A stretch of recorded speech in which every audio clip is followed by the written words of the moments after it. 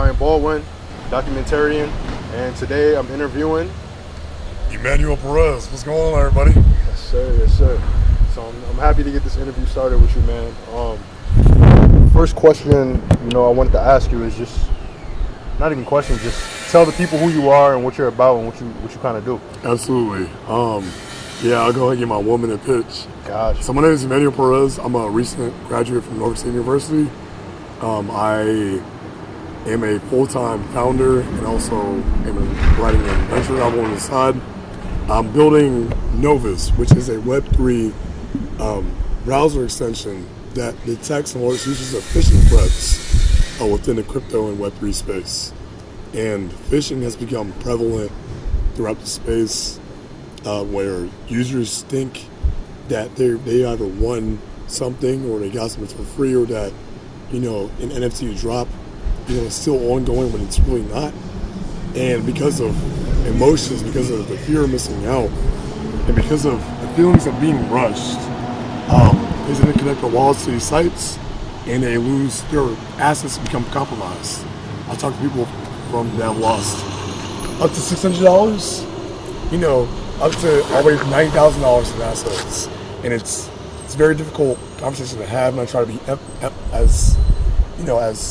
just try to deploy as much empathy when I'm having these conversations because it sucks. It sucks being scammed. It sucks, when you have a hard-earned asset you worked hard for that you bought, or your investment that you invested into have it stolen in a matter of seconds.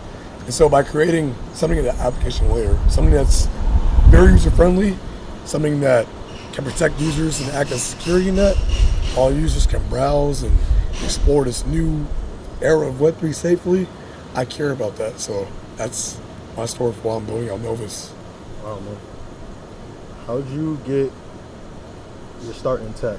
And if you could just bring us a little bit back to where you grew up and kind of your childhood and for sure how you got here. Absolutely. So I grew up, my family, we grew up right above the poverty line. We didn't have a lot financially, and I remember using my brother had a Sony Vaio, super old school laptop. And that was my first time touching a piece of tech. And from that first moment, almost like how Kobe was rolling his dad's tube socks, I fell in love with basketball.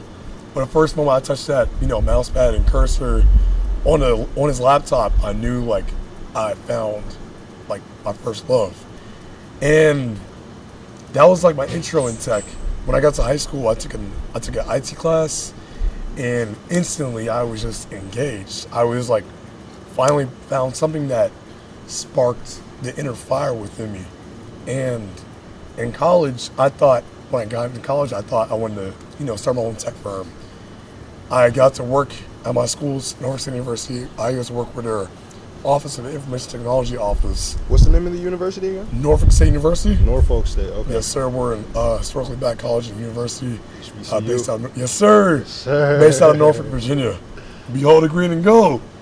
And while I was there, I changed my major 3 times, but it was always around computer science and information technology that really, it just called my name. And I was trying to blend business, technology, and later people all together into one thing. And finding that mix, it wasn't laid out for me. That's something I had to create my own path for by switching different majors and working, the school's IT office and, later getting different internships. Every summer I had an internship with a different company. And all the way from being the grunt IT guy at the water park, it was hot and blazing and computers and POS systems weren't working, to my last, couple last internships being at IBM, working with the Go Army Ed, and analyzing their security systems. So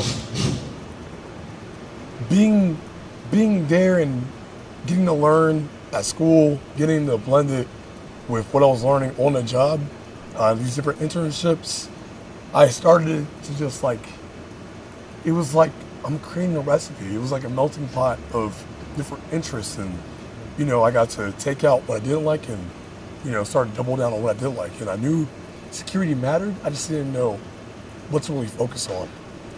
So fast forward till after I graduated, I was working at Microsoft as a customer success account manager, and it was great. It was finally a stable job. It was finally gave me, a nice supplemental income that, I could see myself, creating generational wealth for myself, my family, and later, my next, of kin later down the line. Right. When that time comes, So important. It is, and I didn't grow up with disability.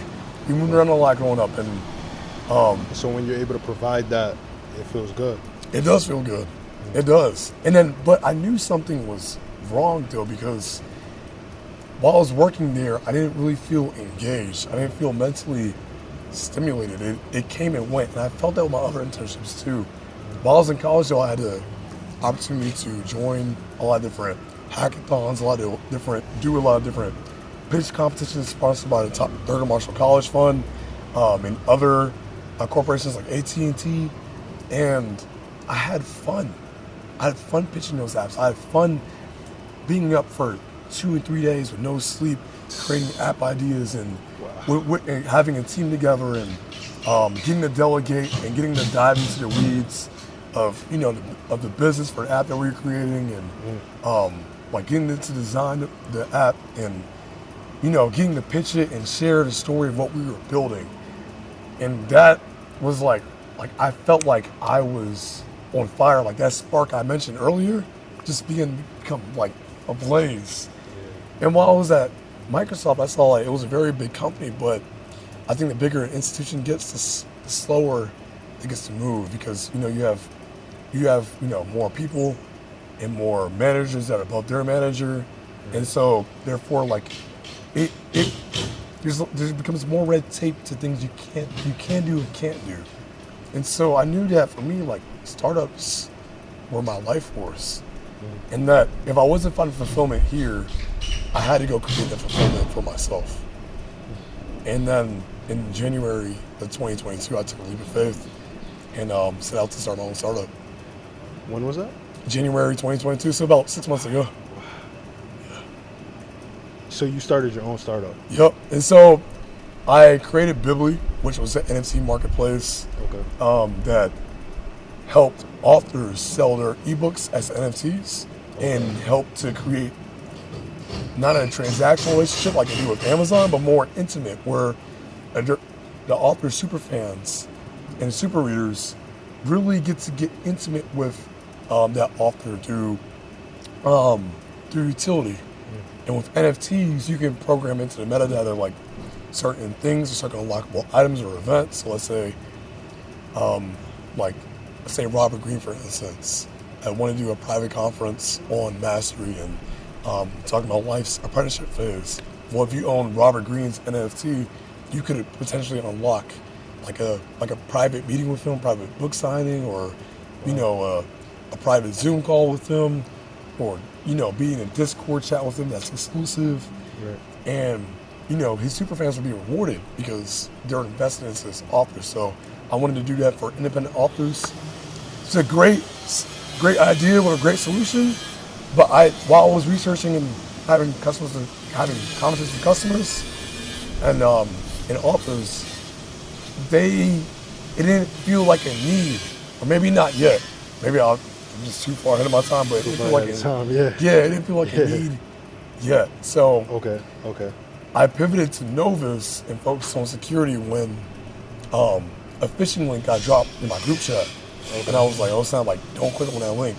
You do, your account's gonna become compromised. And that's when it hit me. I was like, wait a minute, like, what if I wasn't there to point that out?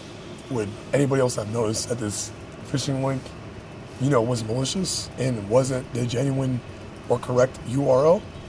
And it made me think about all the times that I'd spent caring about like phishing campaigns. I had an internship with Herman Miller where I got to, like, rather than tailing the internship, I got to, touch my hands on internal phishing campaigns where the company that you work for will send you a phishing email saying like, hey, you want a free MacBook, and if you click on the link, it'll tell you go get additional training from IT and from your information security division. And so I saw that like anybody's fallible to phishing. Everybody's level of operational security is different from me to you. You might notice things I don't, and vice versa. And it's not all across the board where I'm detail oriented type, spot things out, and not everybody's like that. And I was like, wow, like this is a huge issue. Dug into it, saw that it was a $1 billion problem over the past year alone. Wow. And I knew something had to be done about it. And if I can quote Mark Cuban says, if you're constantly complaining about something, you should do something about it. And so for each of the businesses that he's built, Mark Cuban's built, he was first complaining about that problem. Right. And I knew that, all right, well, I'm not the smartest person technically. I'm not like, I've never started a startup before from scratch, but I know how certain pieces work. I'm a great learner, so let me take what I do know and try to make something happen because of that. And along the way, different opportunities and resources have been coming to me the harder I work and the more consistent I am with, working on my idea for Novus. How important is coding to being in the tech realm, and whether it's an idea or a startup that you want to do, or you just want to be in on this realm because of where it's going and you want to learn more? Is coding a must? No. So coding is not a must, but Okay. I feel like it's going to be a need. It's going to be a need sooner or later. Okay. You have kids in grade school that, if school is fortunate enough to have coding classes and teaching kids early, because we see, the importance of these jobs. Learning how to code, you're going to learn how to dissect a computer, you're going to learn, the front-end development of what you see on a website and how to make it your own, because we understand how important personal branding is to the back end, like what makes something simple as, dark mode on an app go on and off, something more complex, like how do you get Google Maps or Apple Maps API to integrate with an app like DoorDash or like Uber Eats where you order food from. And we've seen, in the past, 15 years with web3, how much money that developers and software engineers create.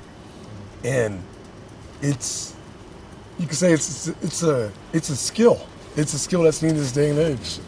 Okay. And in Web3, it's important because you need to know what's going on with, what you're interacting with on the web, like what you're touching, whether it be an NFT or a smart contract. You need to know what it's doing, and when you're able to learn code and can program, because it's a superpower, because now you have an additional lens. It's almost like you have X-ray vision. Like you can see beyond these brownstone walls here and bedside. You can see the leaks in the pipes. You can see, what's going on, underneath the footer of a building and what's lurking inside. And I tried to avoid that when I was in school. When I was in school, I hated programming. I hated it because I was only focused on the outcome. Took C++ 3 times. Wow. And I had battle scars, and I was like, oh man, I'll never do this again. But now I'm here, it's like, now I'm learning how to code. Yeah. Now learning the importance of learning JavaScript and HTML, and it's like, well, yeah, I failed back then, but it's an iterative process to learning. Like, I just gotta learn one step at a time, and it all compounds. And once you know that, once you learn how to code, you learn how to solve problems. Yeah. Because it gives you an intro on how to break things up into their most minute piece. I think engineers call it, what's that word they call it? The term they have. Pyramid, probably. Pyramid, kind of like you're breaking it down, like. Close to that. How you doing? It's first principles thinking. You're breaking things into your core components, and when you're able to code, you can think more clearly. You can break problems down to the most minute piece, and then from there add more pieces to the mix until you're able to create what you want. I know that was like a long ramble, but perfect, man. Those are my thoughts on coding. Got you. Thank you for that information. Like, Absolutely. I appreciate that. I wanted to know next, where, I guess, in terms of like tech, why is tech important to you? For me, I love technology because I feel like it's a way to advance our lives. You know, we make things more convenient with technology. We're able to save ourselves money. And with Web3 especially, and with crypto, we can now, you know, send money across various parts of the world. Like I have family in Dominican Republic and Haiti. And, you know, before, if I wanted to send the money, I had to go to your bank. Bank has to wire it out. Might be a fee because they're in a different locality and outside of the U.S. And then they have to wait. The recipient has to wait some days, and then, you know, I have to wait, you know, from them to know that they got the money. And with crypto, you can do that in less than a minute. And it's what that brings a huge slew of innovation as well as problems. And with any new technology, you know, you see it being used in the wrong ways. You're seeing it being used maliciously. And even like that movie Dope, I'm not sure if you've seen it. You remember seen parts of it? Yeah, they're like, I might have actually seen it. Yeah, like they were sending Bitcoin back and forth, you know, and they were, you know, while they were buying drugs, I believe, and Bitcoin had a bad rap because of that. Yeah. In actuality, it's a tool, you know, that can be used to create generational wealth for like myself, yourself, and our families in our community, and later the world. And so I see this technology as like, this is almost an extension of you that can amplify whatever your passion is, you know, whatever your craft is, it can amplify that. But it's a tool, so just like social media, it can become distracting if you use it, but it can become powerful if you use it too. You can use it for your business, you can use it to promote, you know, your organization, you can use it to spread, you know, a good cause around the world. Who knows who will tune in, but it's a tool, so it's only as good as the person who wields it.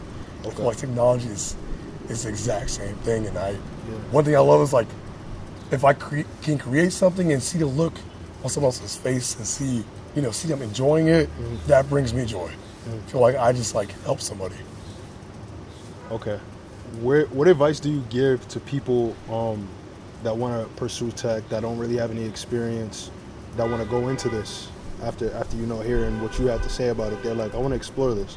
What advice would you give to them to like where they could start? Absolutely. So I gave my friend this advice while she was interning.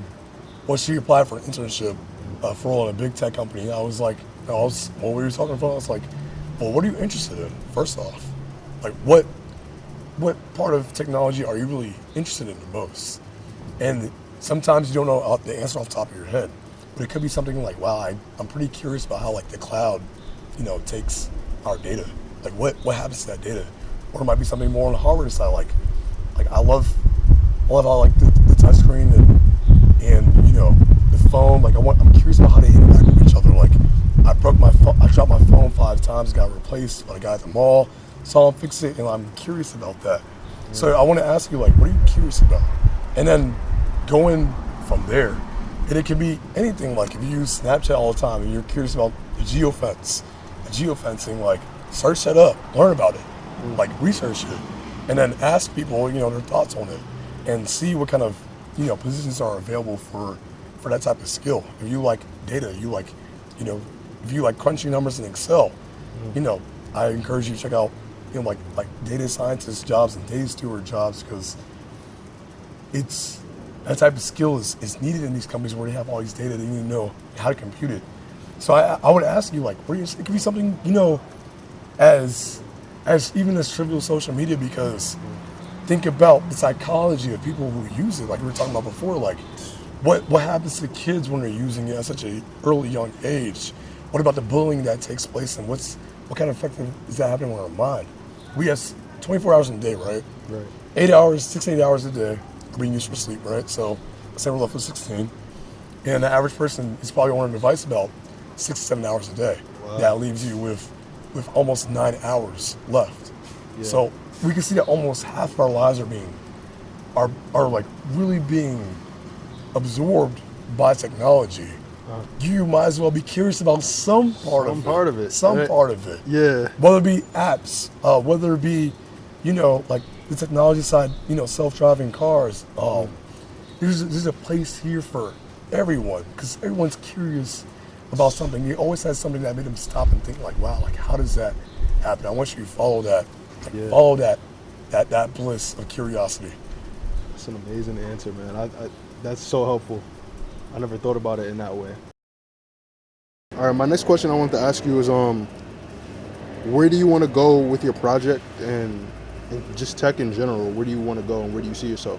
Absolutely. So my goal is to really be a startup founder and CEO.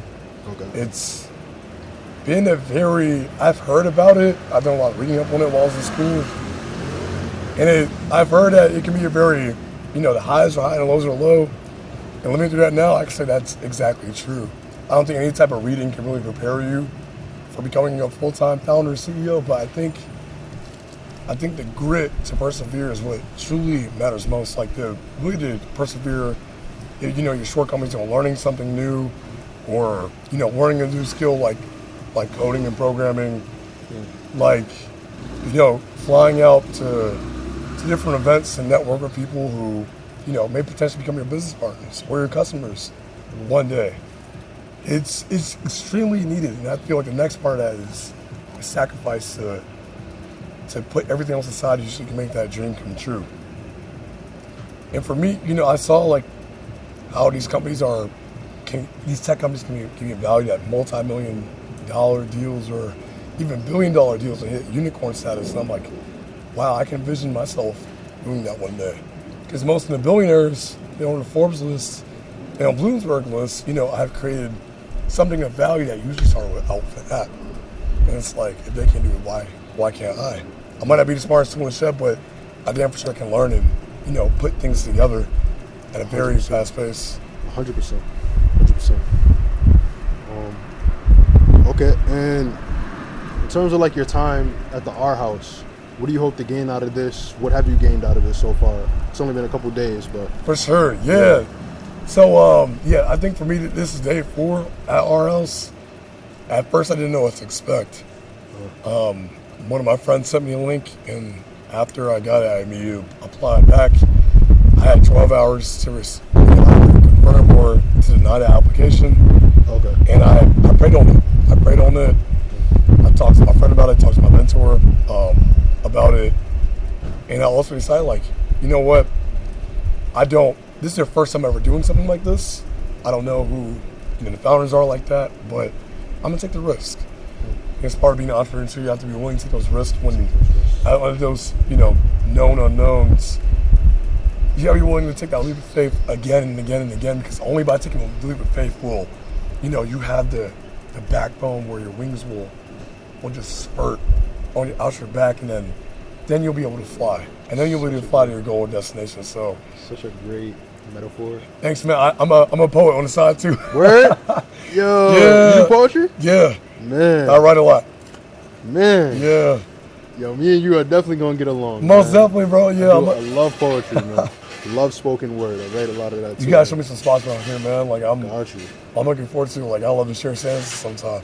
Got you, man. I feel like when it comes to sharing a story, like the story of our house, as I learned it before I applied, was that, it was an accelerator in a Hacker House residency program that was bringing together Black technologists and their allies, that were either engineers or founders or creatives and artists, and bringing them all together to help each other on their ideas and their startups and to foster community. And we don't see too much of that in the Black community.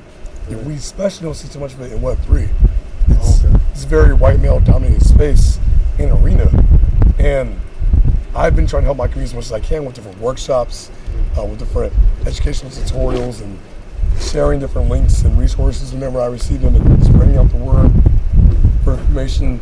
And so for this to actually happen and be tangible, and bring together people from all walks of life and all around the world, it's very special.